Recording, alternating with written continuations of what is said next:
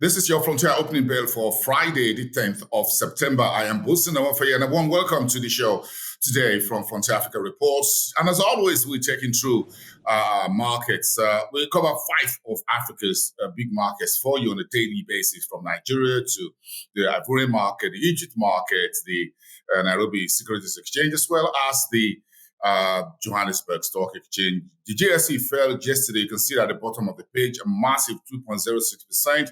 The shares of Naspers, Prosus, Implat, American Platinum, all in the red yesterday. The financials, the all-share industrials, as well as the resources 10 indices all declined on the JSE, Africa's largest equity securities exchange. Then you have the Nairobi bourse up by 0.69%. The Egyptian market, we saw about $86 million in total turnover value yesterday, Thursday, down by 0.75%. The market is closed for the weekend today until Sunday.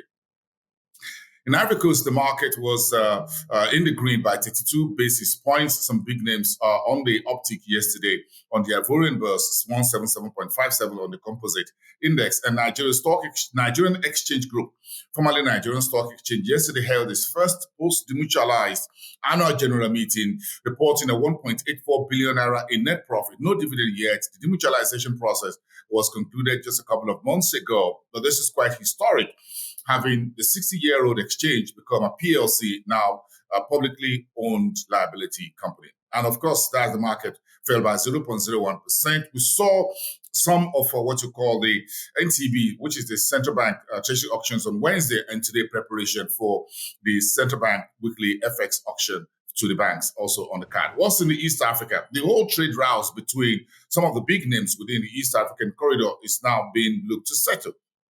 The whole idea for the EAC, which is the East African Community, is to create what you call the Trade Remedies Committee to help resolve some of these issues. Again, as we get the new horizon on the new AFCFTA, the Continental Free Trade. Kenya's GDP fell 0.3%. That was a backward-looking economic data for last year, against 5% growth in 2019. That's all on the back of the coronavirus pandemic that hit the global economies last year.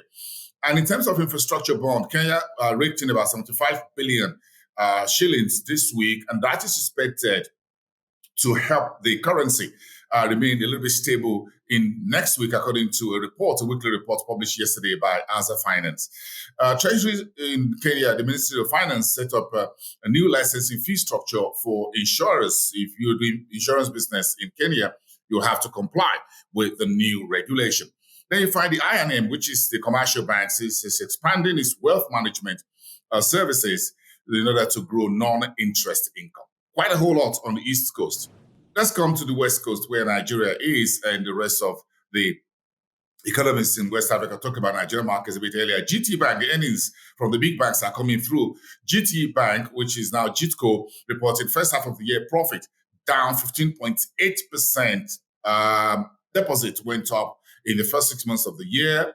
Net profit in at 79.4 billion naira, 30 kobo interim dividend declared, consistent with what Access Bank and Zenith Bank declared as interim dividend for the year. UBA Group, first half of the year, profit up 36.3% to 60.5 billion. Local currency, the dividend declared for as cash will be about 20 kobo to shareholders. That's slightly below some of his peers. Islamic IBTC Holdings are declared the biggest size of dividends so far, 100 kobo per share. And Access Bank is holding another tier 1 lender, is holding a conference call today on the bank's planned 5-year dollar-denominated fixed income unsecured note that it will be issued in the next couple of weeks. That conference call will provide more clarity on the size and the yield on the latest commercial lending, which is the first by any Nigerian bank since the pandemic last year in going to the global debt market. Yesterday, Access Bank also provided more details on its 2020 earnings, talking about the size of the contributions of its Pan-African subsidiaries. That will be about 35 to 40% of the total revenue moving forward, and that this holding structure, which is just kicking in, will become fully effective in the first half of 2022. And the VAT tussle between the Nigerian authorities, the federal government, and the state governments wrapped up yesterday. Analysts are warning that state governments are not competent and qualified enough to be able to handle VAT collections, and it's going to be really messy. According to development economist, Professor Kenneth Ife, speaking on television, local television, yesterday evening.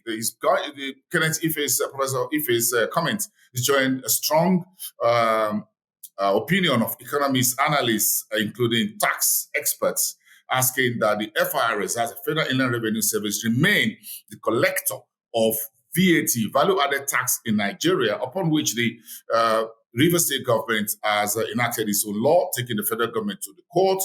The case is now on appeal. Yesterday, the House of Assembly in Lagos, Nigeria's largest economy, rolled out its own VAT collection. That bill is now awaiting the signature of the Lagos State Governor, Babajide Sanwo-Olu, for assets. Then SocGen, that's the Société Générale in Cote d'Ivoire, reporting 12% rise in its non-banking income to about 88.7 billion CFA francs in the first 6 months of this year, January to June. Let's chew up a bit on the Southern African market, with South Africa's second quarter current account surplus 5.6%. That's better than where it was coming from, but that's below the 6.7% estimate. Sanlam, which is Africa's largest insurer, also in South Africa's first half, profit up 3% and is looking to exit its operations in the United Kingdom to concentrate and pull some of the funds back into South Africa's market as well as India. And Investec Limited and Investec PLC has become the second bank in South Africa to be given the regulatory approval for a secondary listing on A2X markets. That's the alternative exchange to the JSE. Even the A2X market exchange is also rebranding in the very near future. And Cloud Atlas has just listed 2 exchange-traded funds on the Botswana Stock Exchange as FBC Holdings in Zimbabwe reported a net profit decline of 84% in the first 6 months of this year to 529 million Zimbabwean dollars. And how do we wrap it up? Today, as always, on the North African market, with Egypt headline inflation slightly up by 5.7% in the month of August. And the Minister of Finance in Egypt says the country has what it calls crisis experience to deal with the expected tapering of stimulus and asset buying program by the U.S. Federal Reserve. Meantime, the central bank in Egypt issued 20.5 billion Egyptian pounds yesterday in treasury bills on the market. And Morocco's Suham's, the subsidiary of Saham in Morocco, that's Majorel, is looking to list on the Amsterdam Stock Exchange. That looks like the destination for a number of African companies spinning off. Naspers also through the shares of Prosus on the Amsterdam Stock Exchange not too long ago. They have Tunisia's public debt coming through, according to public data, to 81.52% of the country's GDP for the period ended June the 30th, 2021. Quite a whole lot to talk about when we return next week here on Frontier Opening Bell. I am Boosting them off. I have a profitable trading day and see you next time.